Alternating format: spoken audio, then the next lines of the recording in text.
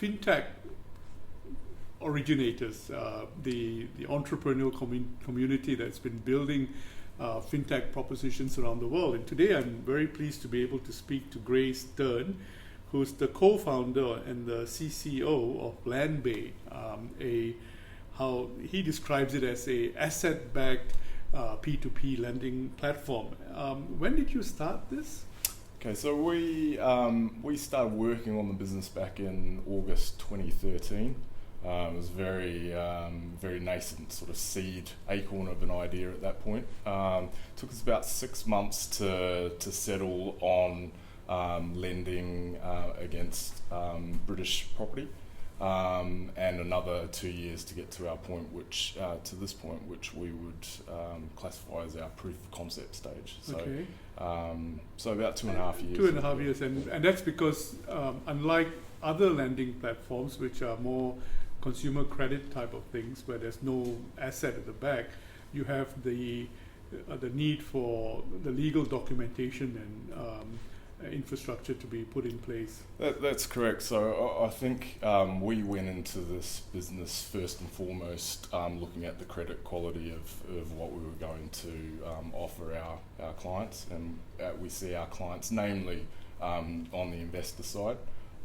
So we looked at building a traditional mortgage lender first, and with that you need a lot of sort of quite complex infrastructure to put in place, a lot of relationships in terms of servicing, loans, legals, valuation, that sort of thing, a framework which would potentially enable us to offer our mortgages through capital markets, securitization and the like. Which is what you want to do eventually. Yes, so I think at this stage we're originating some of our debt into a rated warehouse that will be securitized, but ultimately we'd like to get a balance between retail investment and institutional investment. There's a lot more value in building a retail brand for a business like Landbay. Okay, I want to distinguish what you do with what other players in the UK do today. You have Zopa, you have Lending Club, Yep. And are you differentiated only on the grounds of the fact that you are an asset-backed lending platform? You talk about cost of funds as if you have to be the lender of sorts. Because in a P2P environment, I don't see the need for this cost of funds as a concept, because it's really what the lender wants to lend, the rate at which they want to lend at, in the sense that you're more of a broker in that regard. So are you a broker, or are you, do you actually fund the lending? That's a good question. So the way our model works is we give exposure to our investors to diversified portfolios of mortgages that match their risk rate and term. The only way that we can do that in a compelling way is to firstly go and originate those mortgages, ensure that they meet very strict underwriting credit quality, pre-fund them. It can take 6 to 12 weeks to actually complete on a mortgage, so we don't have the liberty of taking investors' funds and asking them to wait for 6 or 12 weeks earning zero interest. So we essentially create mini warehouses of mortgages and structure or package those up as products that investors can buy online within a couple of minutes. So you've got more hands and legs, or legs into the process than an average platform, a P2P platform, in that you have to build the warehouse, you have to build the inventory, and then the proposition to the lender is that he lends into a diversified risk portfolio, which means that you also take a view on the risk portfolio that you're building. That's correct. So from the time that you've started, how differentiated is your risk profile and your risk appetite and your risk methodology from what a traditional bank does today? Okay. Well, I suppose from a retail investor's perspective, there are big differences in risk between putting your money in protected bank savings in the UK. If you operate a bank, you're covered by the FSCS, which gives you cover to £75,000 per bank. So it's safe, guaranteed by the government. With Landbay, we're offering exposure to buy-to-let mortgages, so those are mortgages over property investments to experienced landlords. We typically lend to 60-65% of the property's value, and most importantly, we're very concerned with the cash flows associated with those properties, so the rent.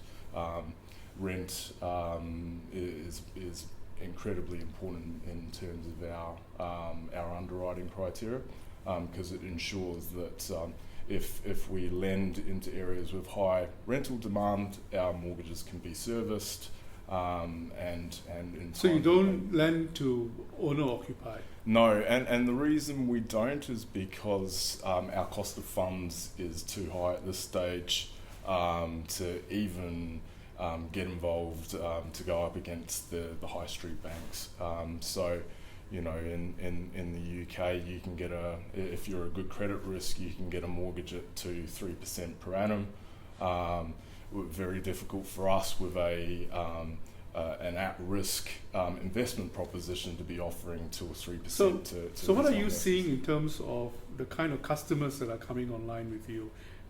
The borrowers, the profile of the borrowers, are they geography centric? Do you tend to do well in geographies that you understand?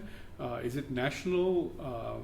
Is it second property? Are they? Yeah. Do they tend to be salaried people who want to have the second property, or are they high risk players, entrepreneurs themselves? Okay, so our core borrower profile is an experienced landlord who owns 5 or more properties. The niche that we play in isn't well served by the mainstream high street banks, because they see these clients as not owner occupiers. They're professional commercial borrowers, but aren't big enough for them to really invest their commercial teams or their corporate property teams, and so they kind of straddle a sector which is too complex in underwriting for their algorithms to deal with, and too small and not enough money for them to make to push into corporate. So in the UK, we compete against challenger banks and specialist lenders. So these would be companies like Paragon, One Savings Bank, Aldermore. So new banks that have been established mainly to attack this part of the market. And in the UK, the professional buy-to-let or property investment market is it's probably about anywhere between 10 and 20 billion per annum, depending on who you speak to. Right. So when you say proof of concept, 10 clients on either side? Okay, so we started lending seriously, had the infrastructure in place to start scaling probably 12 months ago. We've done 200 mortgages in that time. We're now doing sort of 30-40 a month, and we would expect that that growth trajectory to continue into the future. So the 2030 coming on stream, that's 6 weeks of due diligence, and then it gets added onto the portfolio, the inventory, and then at the same time you have another team that goes out to look for to build the investor portfolio to match that. Yeah. So the key challenge for Landbay is quite a bit different to, say, Zopa and Funding Circle and companies like RateSetter. Their challenge is origination. It's getting the stock of consumer credit, so people borrowing for holidays and home improvements, or SME lending in the case of Funding Circle. They spend the vast majority of their marketing resources just on finding opportunities to lend. Landbay is quite different to that, because we operate in such a large market that, as I mentioned, is underserved by the high street banks. We don't have a problem with origination. We're doing 5 million a month in a market that's spitting out 2 or 3 billion a month. So that will become a challenge in the future, but at this stage we're restricted by capital. So our efforts are spent on building a credible retail investment product that attracts more retail investors, and working on the wholesale side with family office and investment But banks. how's that part of the equation coming along? Very well. And I think it was a little bit naive of John and I initially to think that it would be quick to get institutional investment on board. But we started talking to the investment banks 2 years ago, and you can waste a lot of time with these guys, and I think it became quite apparent at that time that in order for them to get comfort with the credit quality and what we were doing and our ability to scale, we would have to put that infrastructure that I mentioned before. Yeah. So that means recruiting people who've got a huge amount of mortgage experience within the UK market, the putting in place third-party servicing, top lawyers, getting ourselves securitization ready, which whether we sell our mortgages to banks or family office or retail investors, putting that structure in place is valuable for. Right. For How much of that is technology, and how much of that is deal making on either side? I think personally, I think you can overstate the technology, the value of the technology in what we're doing. And, I think first and foremost, those institutional investors, unless they're investing in the fintech business, if they're just looking at the debt, they couldn't care less about how we. But do you need to parade them? Do you need to make them visible in your, on your site in order that you attract the borrowers as well, or something like that? Yeah, I think. How much transparency do you need of the information on both sides of the equation? Well, I think transparency is for Landbay is the absolute key to survival and building trust. When we're competing against Zopa, who's been around for 10 years, Funding Circle that's 5, doing meaningful volume, and we're offering a product at a similar interest rate to those guys. So how do we differentiate ourselves? As I mentioned, it's security, it's the quality of the asset. So we're very forthcoming in terms of telling our investors what they're investing in. So we publish our full loan book. It's only small at this stage, but we've I think we've done 40 million at this stage. We're very lucky in that because of the quality of the debt that we're bringing on board, we haven't had a late payment, 0 defaults.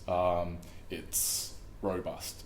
So it's in our interest to sort of be transparent on that, because it's it is a strong USP. Right. USP in terms of the risk premium, what are your rates like?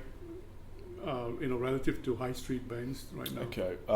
So on a UK high street savings account, if you're talking about the big guys, the Lloyds and the Barclays, Santanders, you're going to be earning anything between 0 and 1.5% on your money. Second tier challenger banks, the guys who I mentioned before in terms of who we're competing with on the borrower side, Paragon, Aldermore, Shawbrook, these guys, you might get 2.5% on your money, and Landbay, again, not protected by the FSCS government guarantee. We're offering 4 to 4.5%, and we're lending out at between 5 and 6%. Right. If you take the fintech phenomenon, are there other information that you're adding on to your portal that makes it a much more compelling proposition that, for example, houses that are available, for mortgage or something like that? Or I think at this stage we've got a vision of where we'll take our business. The strategy that we had was to put in place a mortgage engine. So to put an investment to be able to bring in both retail and institutional investment at a level that we could write meaningful number of mortgages, and mortgages where we're competing against those challenger banks. So we at this stage don't do short-term lending, high-risk lending, like bridging, development finance, that sort of thing. We just target that vanilla buy-to-let mortgage. Our view was once we got that mortgage engine in place, and it works much like a conveyor belt. Once you've got the infrastructure and you've got the money coming in, you can scale very rapidly. Right. We took the view that once that's in place, you can start bolting on complementary products and ways. I've always taken the view that if we can make money on that core product, then the key to our business growing is to start looking at new products as a way to just originate more volume for our mortgage engine. Right, and on the investor side, how retail will you go? I mean, you sound like you actually are institutional, host almost private banking type of. I think for our business, because we operate a low margin business, we need to scale just to keep the lights on. We need to build a loan book which is small in terms of banking, but in peer-to-peer, 250 million just to stand still. So it was very important for us to get institutional money, family office money in, just to get to that point. It's always been our view that we use institutional money to scale and grow the retail brand sort of organically in the background, and that's I think the ultimate ambition of any peer-to-peer business should be to be mainly retail funded. I think that's where as a founder, that's where the exit will. Right, but you're not spending any time on it right now. We are. We've just started. We've got the credible infrastructure now, and we've just started bringing in. John and I, co-founders, are not marketing people. But we do see opportunities to differentiate our Landbay as a retail investment partner. Right. Although you're being positioned as a fintech phenomenon, actually a lot of your costs would be on the risk and the compliance. I mean, the risk and the origination side, or the documentation side, because if you want to securitize, that's where a lot of your costs will be. Lawyers. Right. No, it's but it's interesting. I mean, I think the whole securitization market is probably one that's massively ripe for disruption, probably more so than anything else that we're doing. And to some extent, the whole concept of what we're doing, a peer-to-peer mortgage bond, and that's what it is essentially a mini securitization. So taking those portfolios, potentially tranching them by risk, Right. and giving something that's standardized and transparent. And I think the transparency is a key point of difference, and that's, you know, obviously the global financial crisis was caused by a lack of transparency. I think what a company like Landbay is doing is takes the good things from that structure and packages them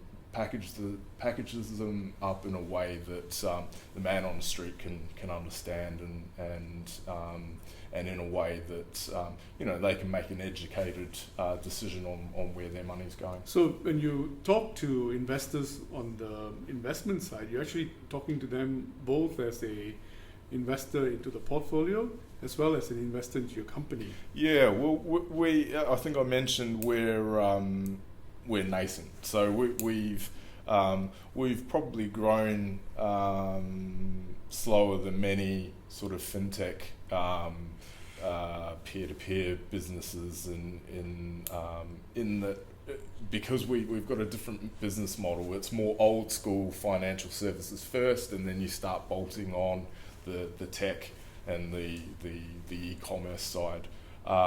So when we're talking to investors, there's two potential equity investors in Landbay. There's the Silicon Valley style VCs who want to hear about us changing the world and reinventing the mortgage, and, you know, the Uberization of finance. And then you've got the FS guys, the hedge funds, the investment banks, the family office money, who are, okay, let's have you. Yeah. Can you make money? Is your credit of good quality? Can we see ourselves giving you money to lend and trying to? I think they almost see as the value of the Landbay brand and the fintech side as a bonus.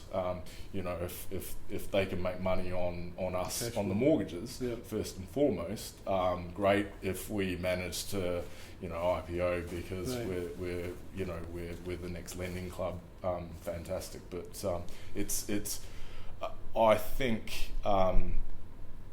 it's there is a bit of smoke and people drinking sort of weird things when they talk about the huge disruption that a lot of fintechs sort of say they're doing. I don't think it's quite at that level at this stage. I think we're just making meaningful improvements, but there is no wholesale. We're not curing cancer or reinventing, you know, the infrastructure that financial services is built upon at this stage. We're really just sort of nipping at little specialist sort of segments within the broader market. Right. Do you think that you'd come to a point where you could actually affect either funding, cost of funds, or a trigger point where you actually become a phenomenon in your own right? Because you're actually talking two things here. You're talking banking or the funding business, and you're talking fintech, which is a different thing. But at which point do you think that your tipping point would arrive? Okay, I think that is it's a tricky one. I think we will, with the product that we've got at the moment, in terms of scale, tipping point will come when pension funds and insurers start funding our mortgages. Right. That's when we could potentially get into the broader mortgage market. I think on the retail side, in terms of investment coming in, that just takes time, and I think it's going to be largely driven by proof of being able to prove to our customers that our credit quality can move through cycles. We haven't experienced a downturn at this stage, so whilst it's all well and good for us to say, you know, lending on Landbay is a good risk. You know, people have to trust us at this stage, and the easiest way for that to be sold into them is to actually prove them through Right. a downturn. So you're doing $5 million a month in Sterling, yeah. in Yeah.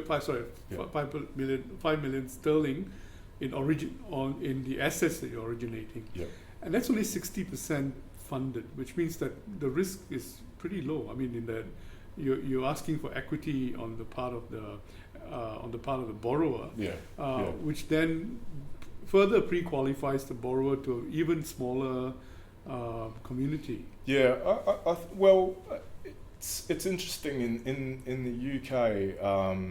It's the number of properties that are bought with cash. I think is about 50% of the total market. So there isn't a shortage of borrowers with significant equity out there.